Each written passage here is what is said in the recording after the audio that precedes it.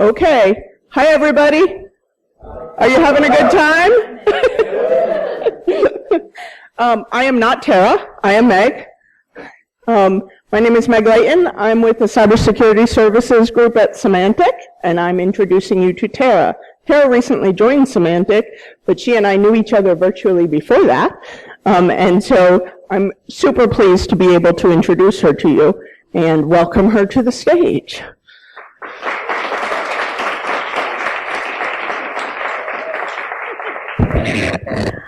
What Meg didn't tell you is she's actually part of the reason the book came about to begin with. A lot of you are holding a copy of Women in Tech right now, and you'll see Meg in the dedications and acknowledgments for the book. She's an extraordinary person, and it was an honor and a pleasure to be able to get to work with her. All right. This is a lot like coming home, which is really great. I already have gotten hugged by like 10 people I know and like 15 people that I don't, and it was super comfortable. How's everybody doing today? Wait a minute, I thought there wasn't beer here. Why is everybody so happy? There's no coffee, I know that. And hey, y'all, I did just shotgun a rock star, so I'm either going to have an awesome talk or I'm going to literally explode all over this stage. Again, I'm Tarah Wheeler. I break things and it's fun. And sometimes Symantec pays me to break stuff on purpose, which is super cool. I have had a very odd life that gets me in front of you. And so I'll tell you a little bit about that and some of the things that I think we should be thinking about as cybersecurity experts going forward from today. I am here from the internet and I am sort of here to help you. So the questions we're going to ask today are about who among us, hint, it's us in this room, are building the future. I hang out on the internet a lot. You guys might recognize the art here. The awesome folk at Hackerstrip decided to make me into a comic book hero, and I was like, yes! You've been unlocked the second that happened. So I just use it as my wallpaper now and try to live up to it most of the time. I grew up on a farm in Silverton, Oregon, lots of horses, and I love horses, and we'll talk a little bit more about horses later on too, in a weirdly cybersecurity related example. On that farm, I got a chance to poke around an awful lot with a lot of machines. From about 13, 14 on, left the farm and started building computers because they were like jigsaw puzzles to me. I thought it was pretty awesome. And for those of you who have ever had to fight between IDE and SCSI connectors and jumpers on a motherboard, there we are, there's my people. And it was a lot of fun, right? But I don't think I really then thought about making information technology my future. I was allowed to build the machines then, but I wasn't really, it was just perceived that I would go into, political science or law or math or something like that, something that was more suited for girls, oddly enough. So I did exactly that. I went and spent some time learning how to speak in public, and I did a lot of debate, forensics. Anybody in here do speech and debate in high school and college? Yeah, it's a lot of fun, right? Trust me, it is useful in any career path ever.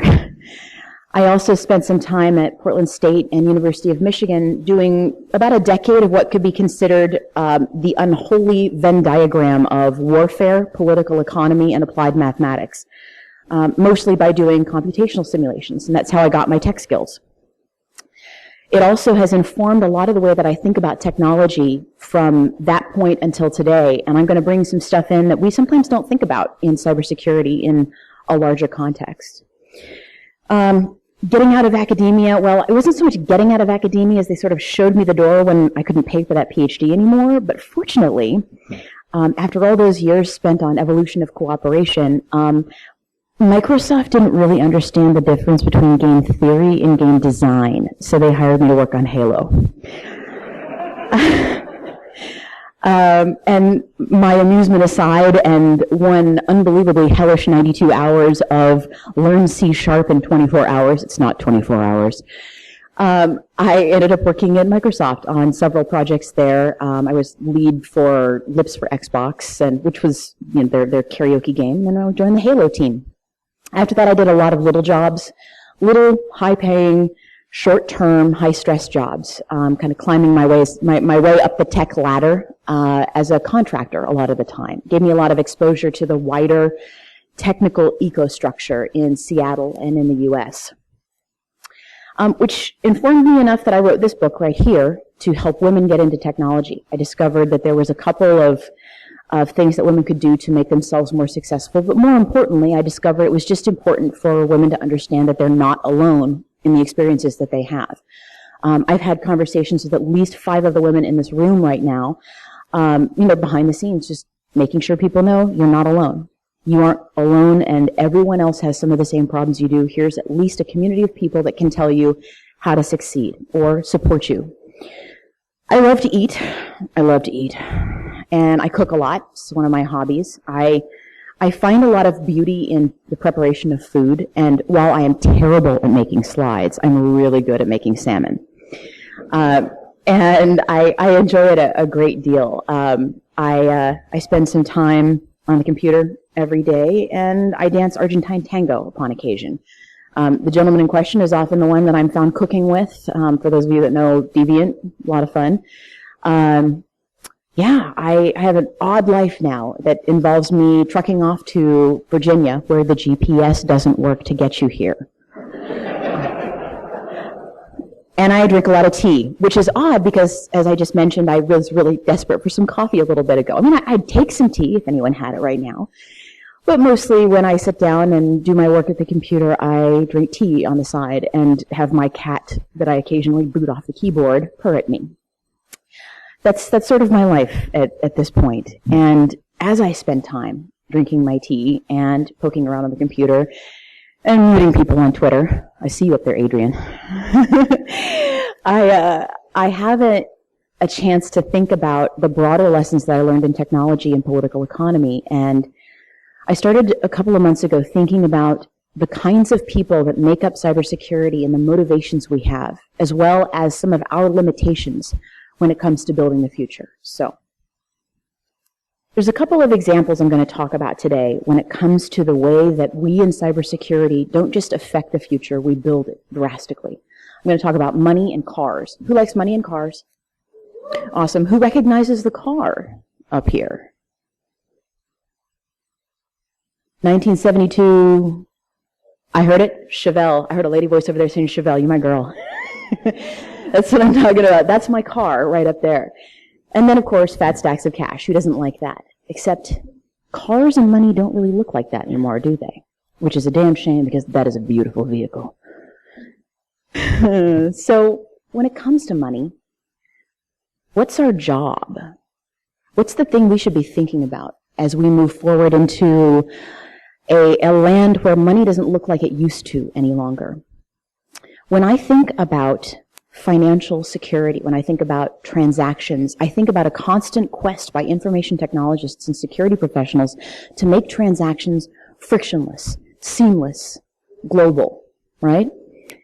Here's one of the problems with that. As many of us in the room know, every time they hear the word metadata and cringe a little bit and reach for the Rolaids, transactions, when it comes to digital transactions, are also a form of communication, and they leak something. What do they leak? They leak metadata, right? The way that we track and trace money has become an unbelievably huge, if unseen upon occasion, piece of the way that we spend our time as cybersecurity professionals. A lot of the people in this room are part of what I would like to call the information security community as opposed to the industry. A lot of the time, it's the cybersecurity industry that's been working on financial transactions and the incremental improvement of security in those transactions. The community has had the chance to break things and make splashy headlines, but often we don't dig down into the dirty, dry, dull work of making sure that $1 gets from one location to another securely and privately. Most of the time, we just focus on the securely and don't pay as much attention to the privately, right? Here's the problem. As those transactions start leaking information, start leaking communication, we begin to find out that data is worth more than gold. I'm not going to say worth its weight in gold because that's an entirely different existential conversation. But that the idea of being able to track who has spent what, when, where, how, and on what is a profoundly valuable piece of information, almost always arguably worth way more than the actual value of the transaction itself. Am I right? Yep, there we go. So who are the people that are building the stores of money that we have for the future? Who are the people that are telling us how we can and can't spend money and what the associated properties of those transactions are?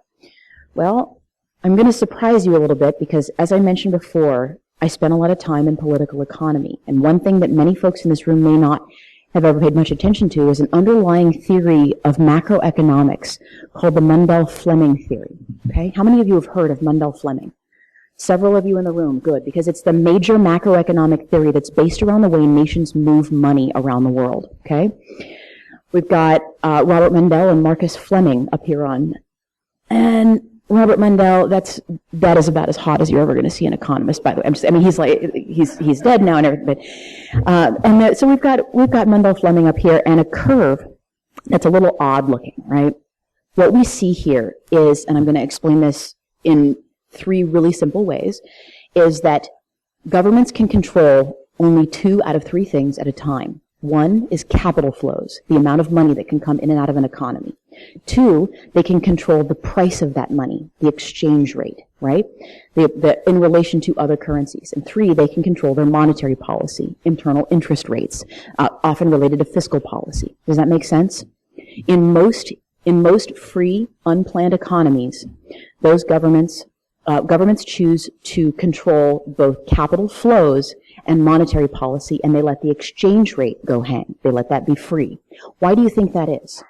Does anybody have an answer to that? Guesses? Thoughts? For those of you? Okay. The reason why this happens is because if you try to hold all 3 of those things constant, people will find a way to put extreme pressure on one of those 3 points and break your economy, either by making imports and exports so expensive that you can't purchase them, or by making them so cheap that your internal goods are no longer feasible for purchase, or if you're controlling the exchange rate, you can make the money so costly for transfer that it's just never transferred out of the country, making essentially imports and exports impossible. Or the amount of money that travels in and out of the country, which is closely related to the free movement of people and goods, as well as that money as well. Make sense? Okay. These are the people that decades ago underlined, outlined, and provided a theory for the way that macroeconomics works right now. Well, right now it's starting to change. The way that money moves around the world has started to change pretty drastically, right? 2.5 hours ago, this was the exchange rate for Bitcoin, right? I think we all remember the giant death in the middle of January where a lot of Bitcoin wallets were stripped of their value. This is the kind of currency curve and valuation that you see in a steady, stable means of exchange, in a valid currency, right? There's other options out there, probably the 2 that I have heard the most about, not necessarily in any particular order, are Defcoin, because I've got a lot of friends who like to play around with that currency, and Zcash, right? Bitcoin is the way now that people are starting to transfer value around the world. It's private, perfectly verifiable, and there are no currency controls on it whatsoever. If you are a monetary economist, this scares the ever-loving bejesus out of you. And the reason why is those same capital controls, interest rates, and exchange rate prices that governments use to try to maintain a stable currency are deeply tied to how they maintain industry stability as well. Imagine and remember, a close example of this is in 2008 when the housing industry crashed, right? One of the first things that the federal government did was what? Dropped the interest rate, right? To make it easy for homeowners to pay their mortgages, to try to keep fewer people from losing their homes, right? That's one of the first things that an economy will do to try to stimulate growth, is drop the interest rate. Now take a look at how much the market cap for Bitcoin is right there. It's almost what? $20 billion, right? Imagine $20 billion being sucked out of any nascent industry in this country and having zero capacity for capital controls, interest rates, or financial capital controls, interest rates, or the price of money on the exchange market to be used as a tool to fix the problem for that industry. This should scare the hell out of you, because it means that using any kind of eminently transferable currency, you can block, disrupt, destroy almost any small market imaginable. This is pretty scary stuff. And who are the people that created this? These are people from our industry, right? I'm not saying that Satoshi knew and we're not going to use the pronoun he because we're not sure, are we? I'm not going to say that Satoshi knew what they were doing, but I hope that at least a little bit of thought was placed into the possibility for the abuse of this system to destroy networks, industries, people's jobs and lives. Think about the consequences of this. So really, are these global transactions frictionless? Perhaps in terms of information security, yes. We can reach pure frictionless transaction costs, or almost no transaction costs. But what's lying behind those transaction costs? Disrupting markets disrupts people, right? How many of you have seen this show? Downton Abbey. Anybody? Oh my, so not as many Anglophiles in this audience. What are you people all watching? I mean, Scandal, I'll tell you, if you're on the East Coast, I gotta watch Scandal myself, okay? If you're a fan of British television and tea, and clearly I'm betraying some of my aspirational origins on this one, I'm going to warn you right now, if you haven't seen it yet and you want to, I'm about to spoil some stuff, so feel free to plug your ears, sing Hail Britannia. At the end of the show, Lady Mary, and I am such a Lady Mary, I am not an Edith, marries a lovely gentleman named Henry Talbot, an aristocrat in London, right? This is the post-war period after World War I. At the end of the show, which described very lovely, very well, the upheaval in the economy and in class status that London and Britain experienced after World War I. Lady Mary is marrying an impoverished aristocrat. And interestingly enough, what does he do for his source of livelihood? He opens an auto shop, an aristocrat.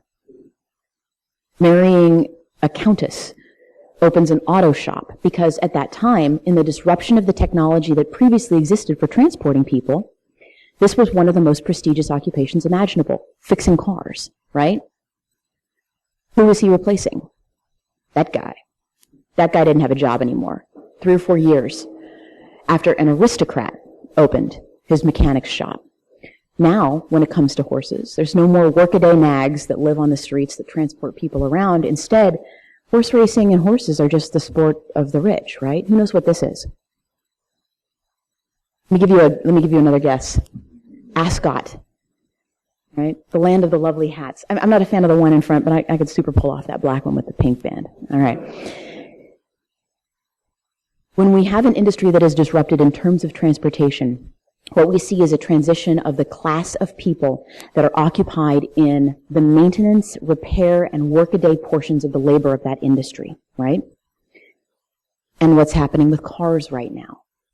The transition from an automobile as the pursuit of the rich to the workaday transportation of the middle class to fleets of self-driving, auto-dispatched, no longer owned by a person cars is coming. In fact, it's frankly already here, right? It would be more accurate at this point to not think of a fleet of cars, but a herd of them, right? So let me ask you this. 1 million people right now have the job auto mechanic in the United States. What's about to happen to them in a matter of less than 3 years, likely? Let's think about the fact that the people who are auto mechanics now are either transitioning their skills into diagnostic work, into computational work. Just because you wear jeans and a tool belt doesn't make you not a computer scientist, as many of these auto mechanics are becoming now, right? Instead, auto mechanics look a little bit more like this now. Who saw this talk? Huh? Mark and Kevin hacking a Tesla is what the future of cybersecurity in the auto industry looks like. Everyone feel free right now to tell Mark I called him a mechanic behind his back. Hi, Mark. Right? This is the future of cybersecurity in the auto industry. And the way that we think about mechanics, about herds of cars, about the way that we create cash, and the way that we create these frictionless transactions, which, although they may be beautiful to us in terms of theory, deeply change the way that other people live their lives, should be the foremost ethical concern of the people in this room. Fair? Good. Our actions constantly have human consequences. And those human consequences need to be borne in mind as we do things that disrupt the existing ecosystem. Every time someone proposes an improvement on technology, it creates a long and hopefully thinner and thinner tail of people who have been left behind by that disruption. I'm not saying we need to slow the pace of technology or of the rapid rate of adoption of innovation. I am saying that it's time that we remember that there is a cost behind our actions that is almost never surfaced in the beauty of a LaTeX paper that we see online, or in the simplicity of a tweet, or in the beauty of perfectly factored code. There are humans behind that we need to be thinking about. So, now that we've taken a look at the fact that we ourselves are building and hacking and maintaining and creating the new ways that people get around the world and that money and value get around the world, let's ask ourselves what our responsibilities are. I can tell you right now that someone who is not building a culture of joy and responsibility is an InfoSec rock star.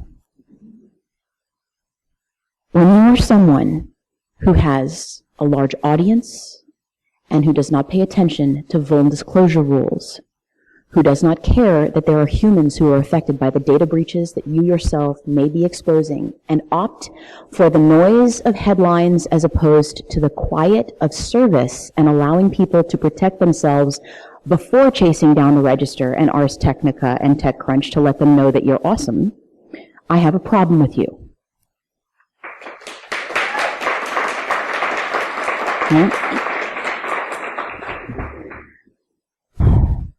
I saw a tweet, and I thought about it, and there's a woman who isn't in this room. Her name is Whitney Merrill, one of my heroes in cybersecurity. She said, it's time to stop creating InfoSec heroes. And I said, I'm going to disagree a little with you. I have a lot of heroes in InfoSec, but none of them are rock stars. Okay? It's time for us to think about our jobs as service to the larger ecosystem, not of cybersecurity, but of the people that experience the cost of the innovations that we create and the problems we find and surface for the rest of the world. We have a personal responsibility to a larger community. And rock stars, they don't buy into it. They're not part of it. But that's okay. That's the reason we call this the information community, not the information hierarchy, right? We create every single day because we can't not create. It drives me crazy to not do something interesting with something. By the end of today, I will probably have figured out, ooh, it's a ruler too. Sweet. That's awesome. Ooh, okay. Ooh, who's got a, I want to, okay, that's going to, all right. We create because we can't not create, because we're easily distracted, because there are shiny things in the world, and if you poke at them, they do things, and it's awesome. And yet, we have to stop and remember that everything has an opportunity cost, right? I brought macroeconomics and the auto industry and cryptocurrency into a talk about the way the future is created because it matters to the people in this room. And more than that, at one or two removes out, it matters to your aunt and your uncle who don't understand what PII is, much less that a recent breach caused their passwords to go wide, right? We create and we create because we can't not create. And we're the ones building this future. Understand? When I think about what I want to do with my existence, when I think about the impact that I want to have on the world, I think about taking everything I possibly can in my head and shoving it out into the world as fast as possible, often not as coherently as I could, and stopping and asking myself the very first question, the very first ethical rule of cybersecurity, which is not, what kind of awesomeness can I create, but who's this going to hurt? And moving from there with mitigation, with remediation, with respect, and with, my God, with humility, is how we create lasting change in the world that takes the awesomeness that's inside us and the joy in this community and pushes it out to the world in a useful sense, a helpful sense, an innovative sense, and a respectful sense for the people that didn't have the opportunities that the people in this room had to join an awesome industry full of people that are creative and beautiful and interesting and unique every single day. This notion of humility and community is what's going to build a future that is far greater than any rock star could ever understand. That is one where we take joy in breaking things apart and getting dirty and building things every single day. And I suppose the last thing I want to express is just how grateful I am to be standing here. The stickers on my laptop say where I've been and a couple places I shouldn't have been. That's mostly inside the laptop. And I want to express my gratitude to the people in this room for listening to me, for thinking, and for hopefully taking these lessons back to each of your individual communities. And remembering that behind every innovation is a long, thin tail of people who are going to get left behind. Come to think of it, that sounds like a fairly good target for some disruption, no?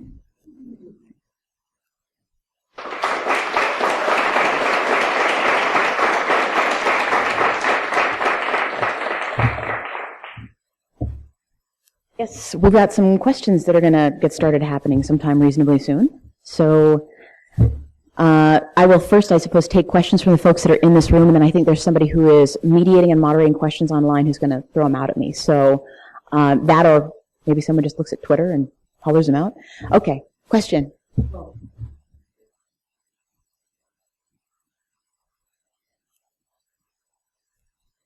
Mm-hmm. Yeah.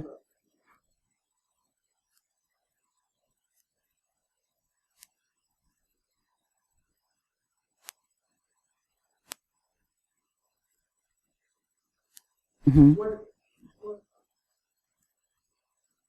Mm-hmm.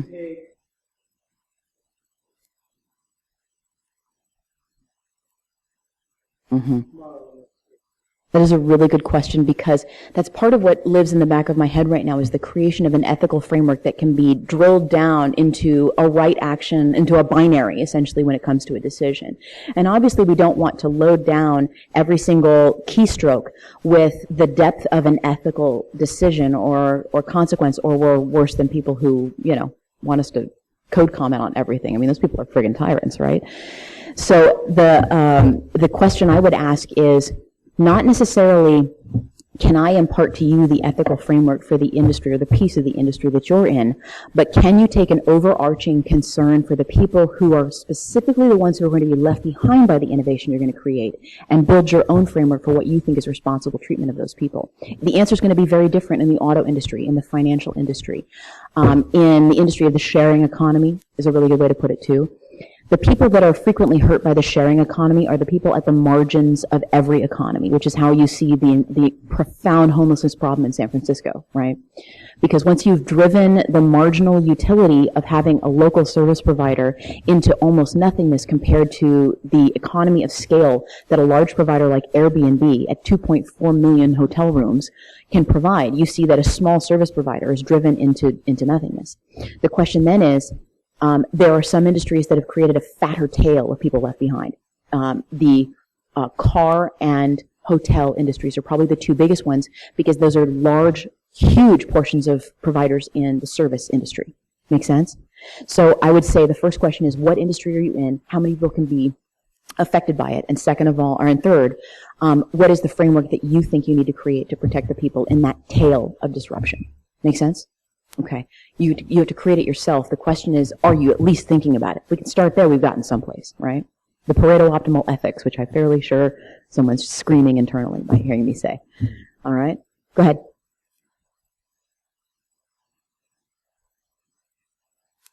Good. Uh-huh.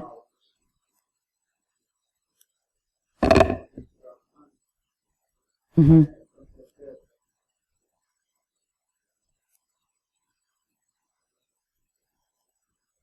Mm-hmm.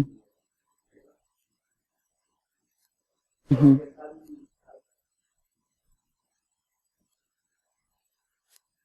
Mm-hmm.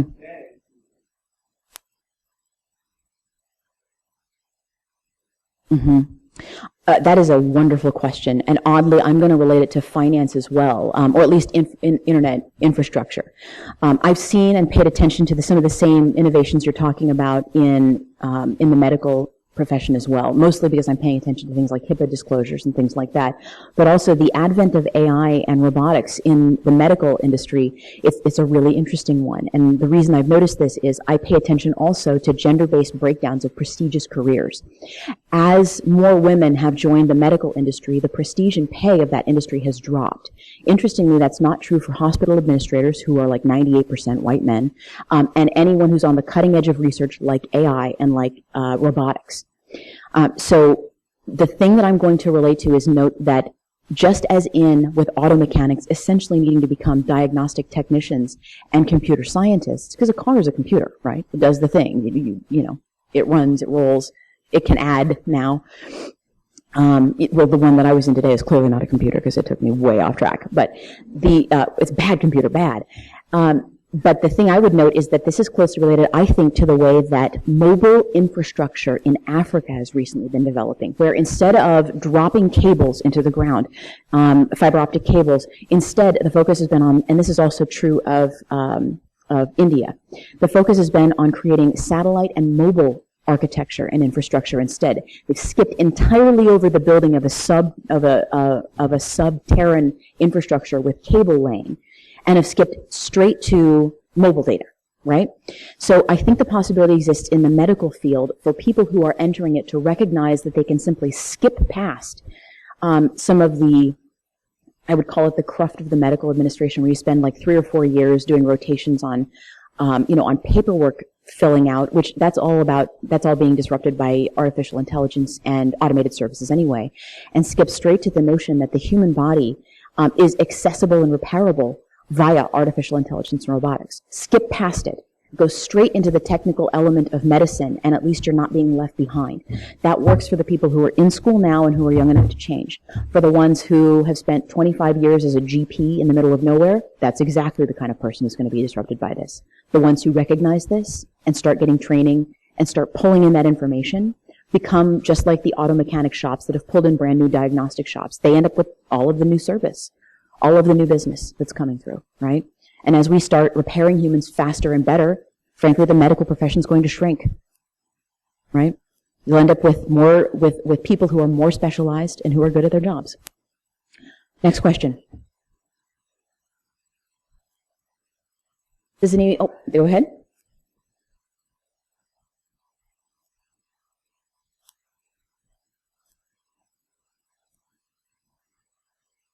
Mm-hmm.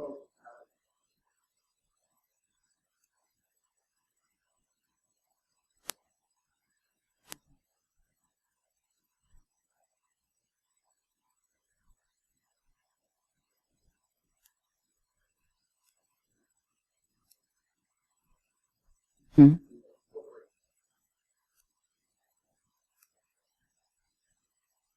Based on the size of industry, the auto driving industry is actually the only one that I can think of right at the moment. And the reason why is there's a lot of better examples of being left behind, frankly, in the United States. We have a particularly heartless form of capitalism in the U.S., and as a result, most retraining efforts that you'll find that have been successful are actually in Western Europe and in South Asia. South Asia has been very successful in doing retraining efforts and creating vocational training programs in especially India to move people who are what we would call in the U.S. past their prime. Training someone who's over 30 in programming in the U.S. is seen as a waste of time by most venture capitalists. In India, you can start at 55, 60. So, and no one knows on the other end of the code how old you are, right?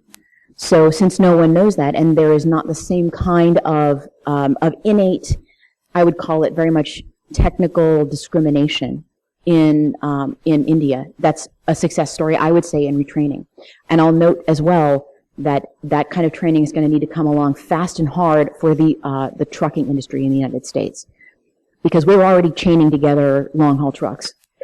And the number of people being employed in long-haul trucking is dropping drastically, and it's about to go almost completely away soon. There's a reason why I said we need to stop thinking about cars as fleets, but as herds, because in the near-term future, it's reasonable for one human to manage 10 to 100 trucks in a herd across the country. And I am just now creating the greatest country music in my head. Oh, yeah.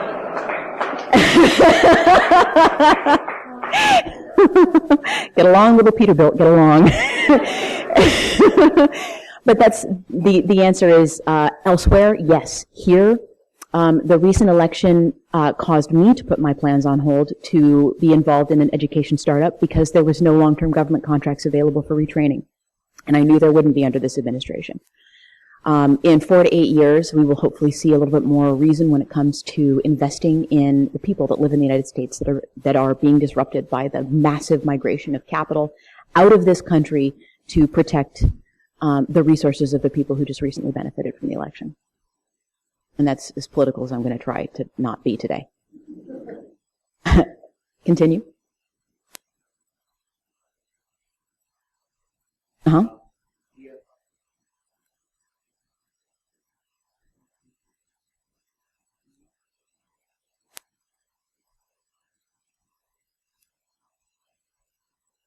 Farmers are hackers too. I grew up on a farm. Believe me, that's how I learned to tinker, right? Don't you ever tell somebody that he can't get inside his John Deere and fix a problem, right?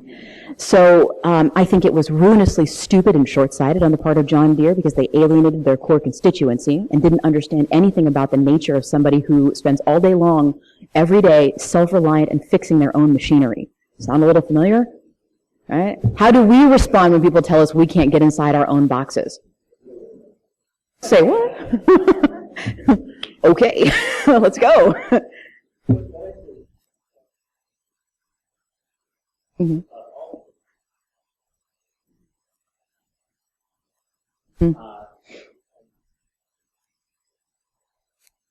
Mm-hmm.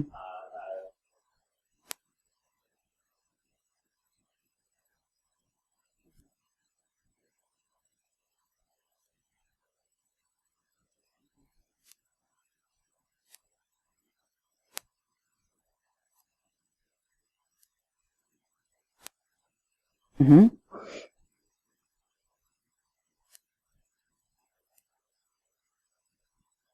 Mm-hmm. Give your dollars to the EFF and the ACLU. Mm-hmm. Turns out Symantec has a charitable matching plan. I can give $2,000 a year to anybody I want to if I match it. And I was like, interesting. Guess where your dollars are going this year. What's up, EFF? Yeah. Are you a lawyer? I'm not a lawyer. But there are good lawyers out there. And a lot of them work for the EFF and the ACLU. They're the ones whose job it is to fight for us right now. We give them the technical backdrop and the reasons to do the job, and then we let them do what they do best, which is argue for people, or argue for our rights for us in court. Any other questions? Yes. Thank you.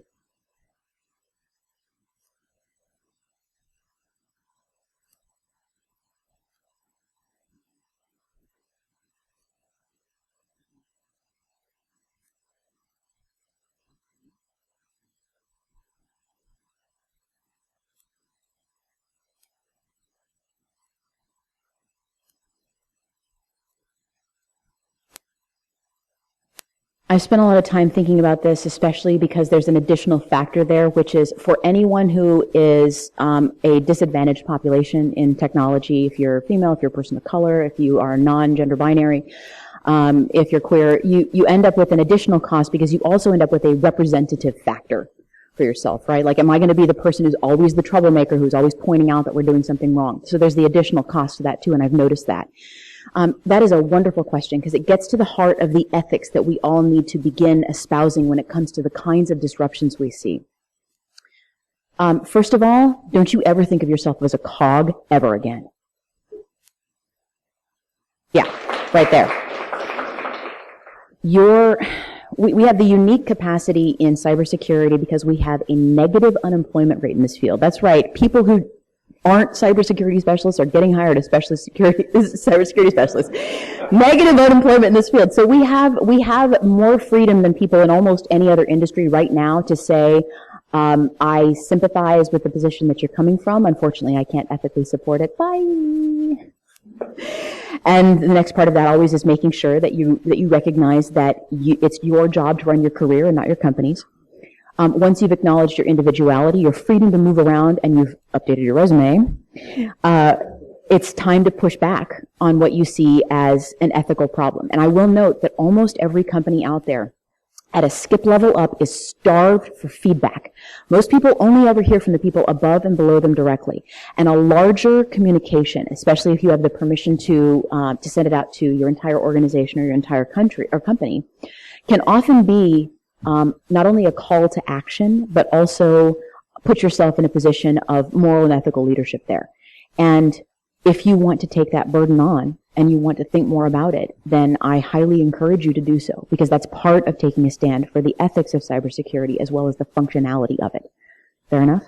Okay. Next question. Does anybody have any questions from somebody said there were questions on the internets, and there's like, you're the Twitter monkey. You're my Twitter Sherpa right now. Okay. Well, tell Twitter to screw off. All right. I do that every day anyway. It's super fun, guys. All right. If there are no other questions, one more here. Mm-hmm.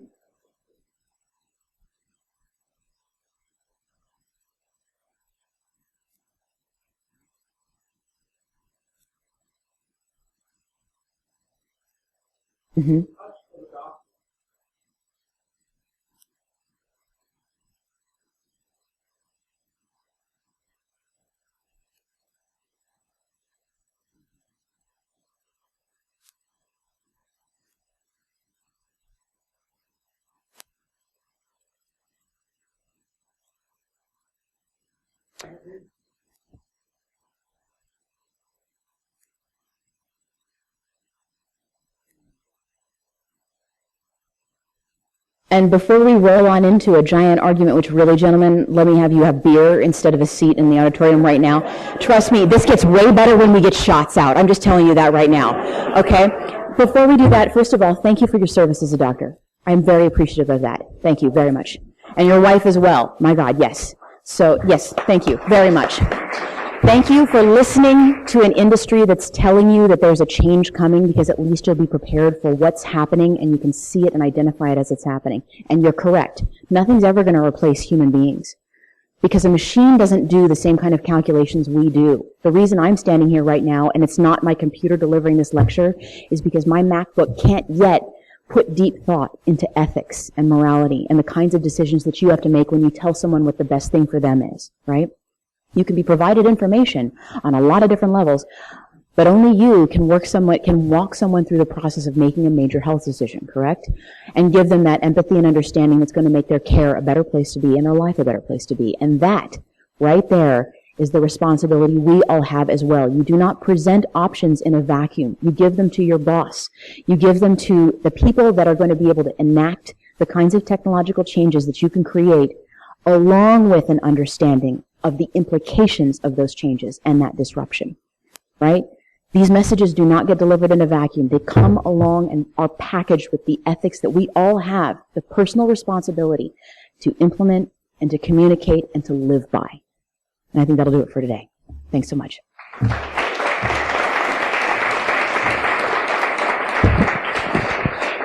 Some of you have asked if Tarah will sign your books. We're going to do book signing at the Semantic booth. So if you're interested in getting your book signed, come by and see us there.